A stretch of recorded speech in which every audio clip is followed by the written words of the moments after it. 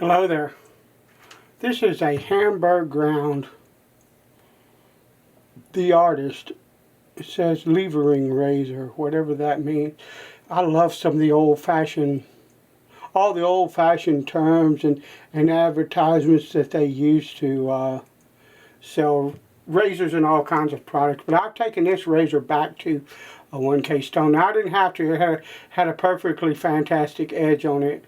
But I want to demonstrate a technique that I use. And what I'm going to do, I went from a 1K, I'm going to go now to a cuticle. And what I'm going to do is I'm going to basically use this cuticle as a mid-range.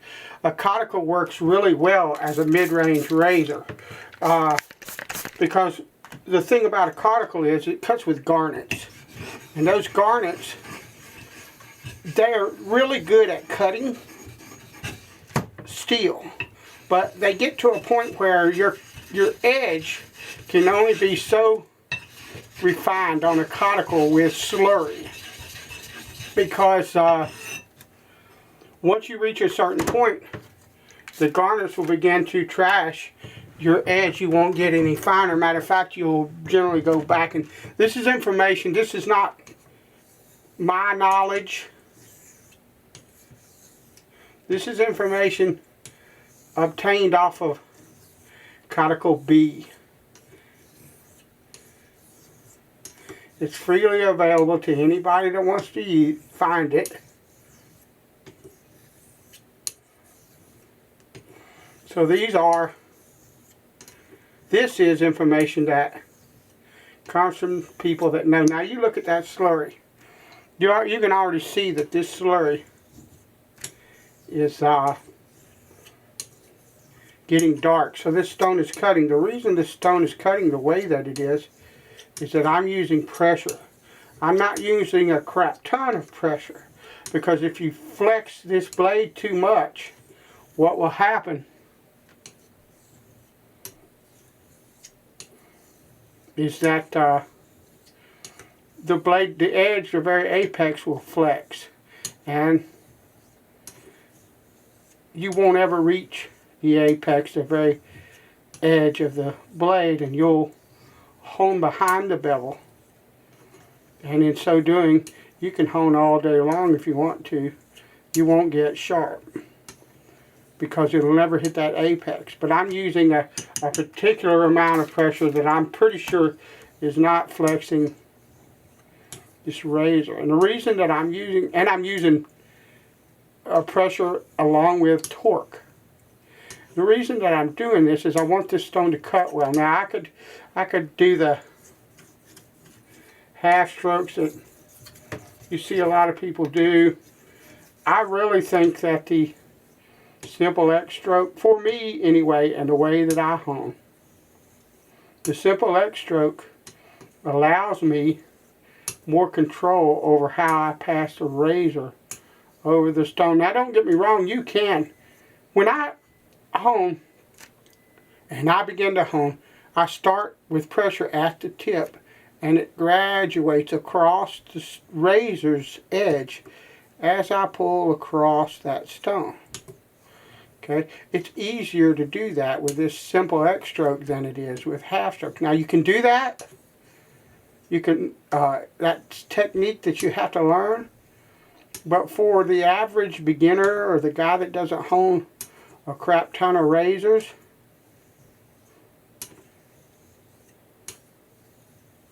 a simple X stroke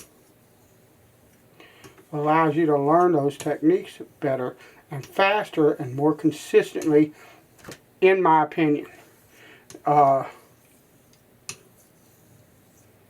also, you don't run as much of a risk using X strokes and paying particular attention to how you pass that razor across the stone, of creating a frown rather, in your razor's edge. If you're always doing this, then if you're not careful, you can have a tendency to hone the center of the blade and not the outward, the heel and the toe. And that's one of the other reasons that you'll see they recommend a diagonal, because you're catching the whole edge of the razor and you're not putting a heavy concentration on one particular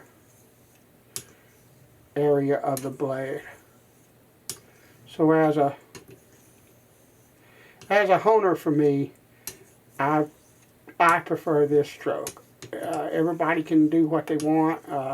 There's a crap ton of good honers on YouTube that use those half strokes, and I will use them to set a bevel with. A lot of the times, if I'll use a Sharpie and mark the edge, and find out what the geometry issues, if any, of the razor are before I do that, so that I'm aware of what I'm doing when I use those half strokes. This is just a 400 grit diamond plate, and if you look, I'm concentrating more on the edges or ends of this stone than I am the center, because I want to try to keep the stone flat. Most of the hone wear is in the center of a stone. One of the other things that I would like to talk about, I've thought about maybe making a video of it, but I may just talk about it here. There's people are obsessed with flatness on a razor hone, and you should keep a reasonably flat hone, but you don't need, you know, NASA flat, okay? You really don't. You honestly don't. And the thing of it is, with a finisher stone, like a Coti, although you can do mid-range, which is what I'm doing. You can come from a bevel set and do mid-range work all the way up to finish on a Coti if you want to. I do that. But on most finishers, they're hard. And you're not using a crap ton of pressure on them, and you're not staying on, like a J-nat, a finishing J-nat, like a Shobadani, or Awasato. Look, I'm throwing names at you. I know Shobadani, and I know Kita, because I own them. Okay? But Asueto and or Oswego, or whatever they call it, the different types of Japanese stones, they're hard enough as a finisher that you're not really wearing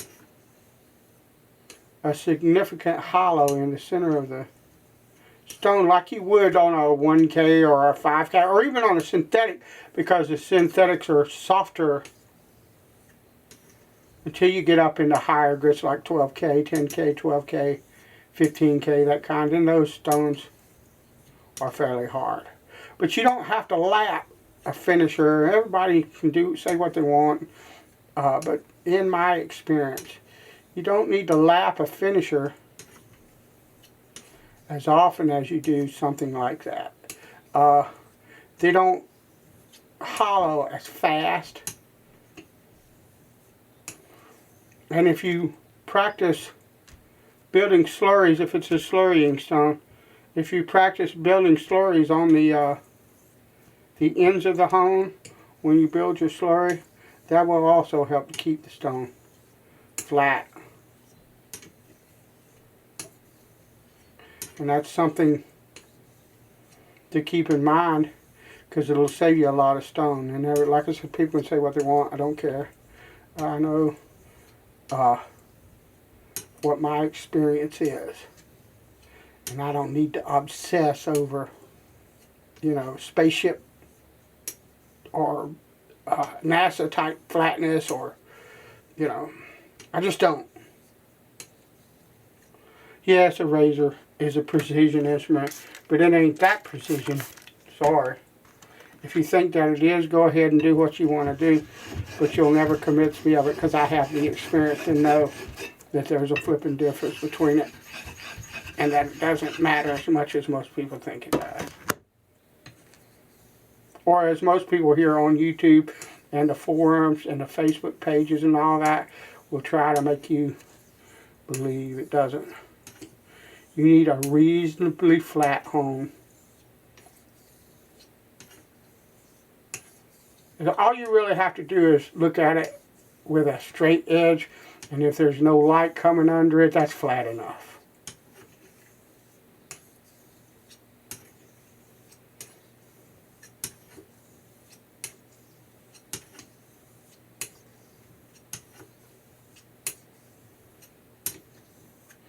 And I'm honing with a slight rolling X.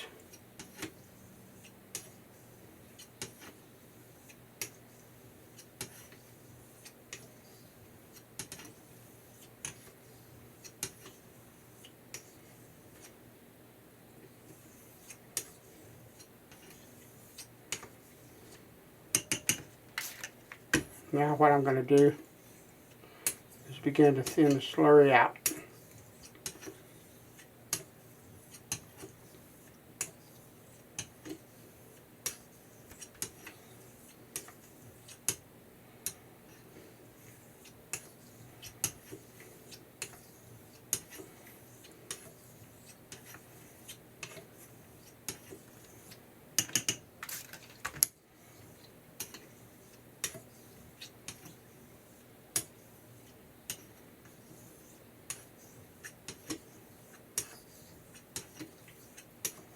And I'm easing off the pressure. Still using torque, but I'm easing off of that as well.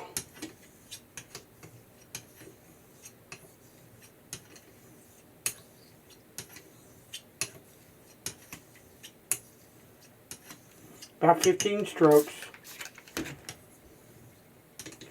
Wet the razor, or wet the hone rather. Wet the slurry, dilute the slurry.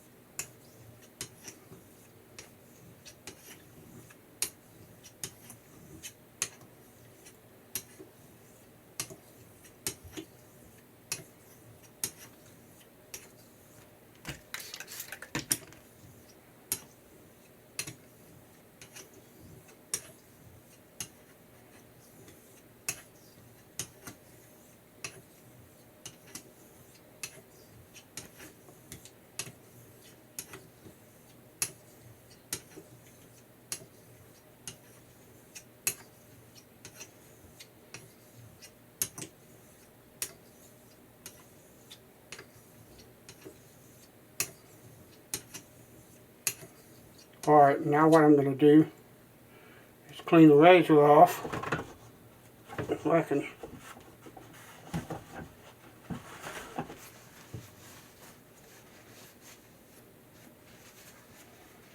thumb pad test. Lovely. Alright, now what I'm going to do, once I get the razor clean and dry, so I'm going to go from this hone. And no, I don't care about that slurry. It ain't going to hurt a thing.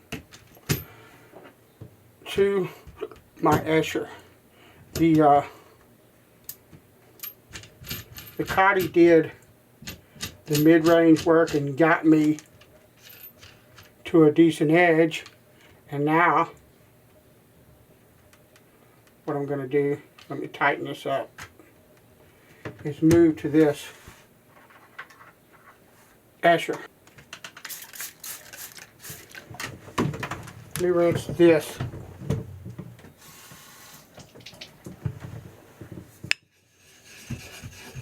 Once again, the ends of the stone. And I'm just looking for a milky consistency here. I'm not looking for a heavy.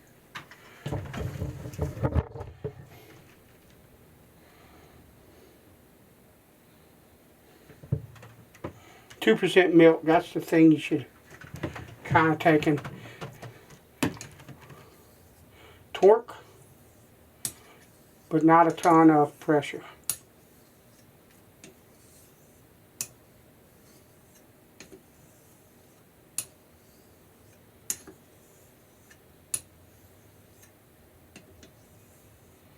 Am I counting? No.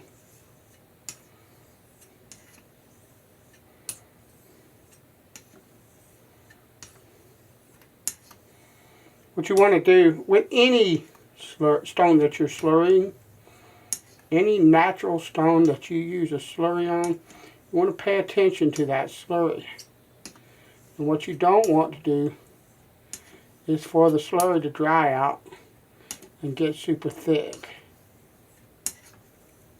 Because what that'll do, the less water you have, the more of the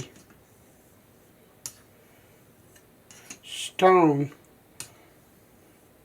the abrasive particles that are in that stone is in the slurry. Now, this Escher, I don't know what anybody else says, but I can feel this slurry break down. I think that I read somewhere somebody said they don't break down, and the guy's supposed to be an expert and all of that kind of jazz, but sure feels like it's breaking down to me. I don't know. But a Coti, a thick, dry slurry will absolutely ruin any kind of refinement that you've got on a razor.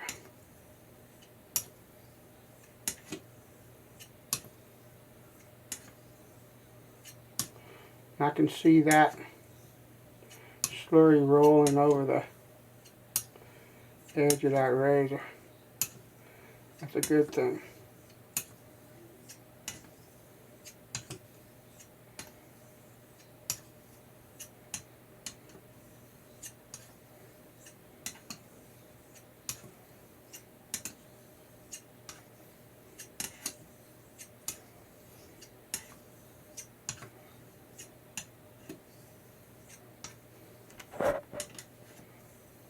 I'm just concentrating on the feel of that razor, what the edge feels like as it passes over that stone. Like when I pull it this way, I can feel it kind of jump right there, and it will jump a little bit right there at the tip. So I want that to smooth out. And people can say what they want about how you tell when something's done. No. You need to learn to feel what's going on at that edge. Okay, now I'm still doing quite a bit of pressure and quite a bit of torque.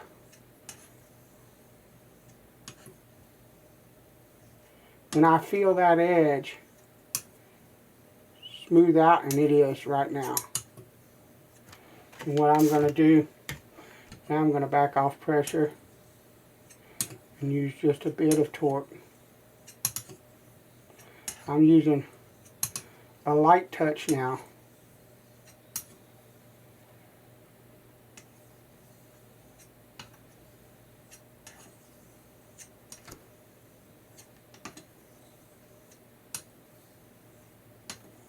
Still using torque, but I'm not using a crap ton of it.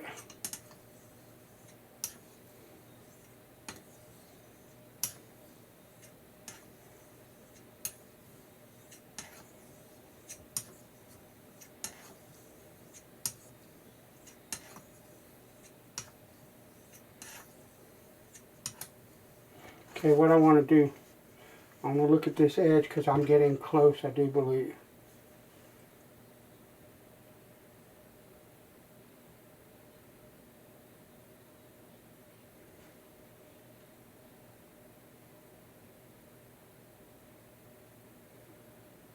Alright, that's lovely, but hang on, let me make sure what I'm saying. That's lovely, but on this side, the heel is not getting hit like it should, so what I'm going to do,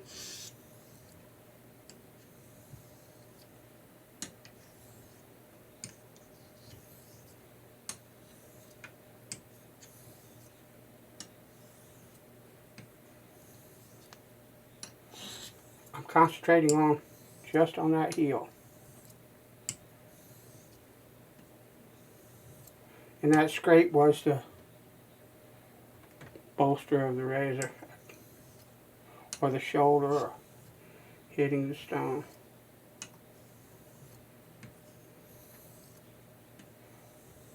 Alright, let me look at it again.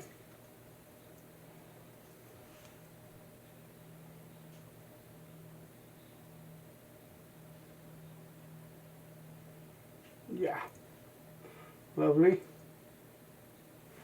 Okay, we're going to go. Now if you look, a lot of people finish on one of these with more of a slurry than what I've got on here. I have a very, very light misty slurry that you probably cannot even see that there's slurry on this stone. But there's just a tiny little bit. You can go to plain water on one of these if you want to. I don't really find it necessary. I find this really misty kind of slurry to be pretty much all I need.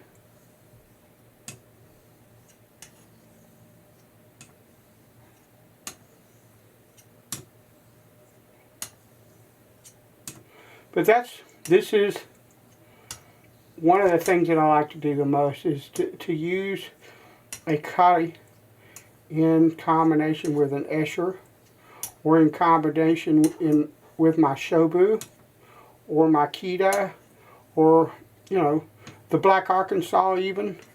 With the cuticle, I want to get a bit more refinement than what I did to come to this, because if I use a Black Ark, because the Black Arkansas doesn't cut like most of these stones do, so I would go to clear water on a cuticle before I move to an Arkansas, a Black Ark. But other than that,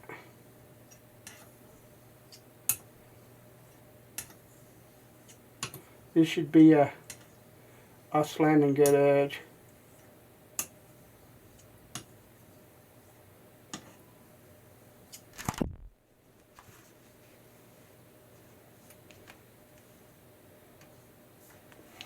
Thanks for watching. I'll talk to you later.